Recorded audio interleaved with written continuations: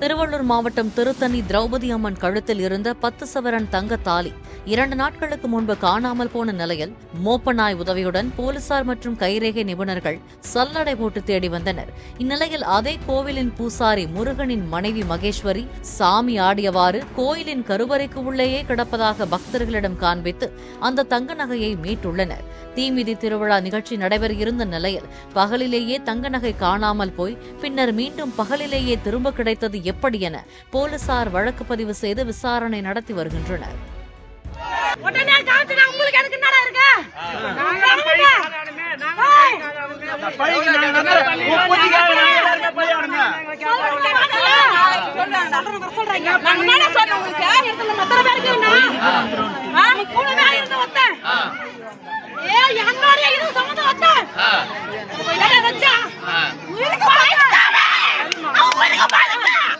உயிருக்கு பயந்து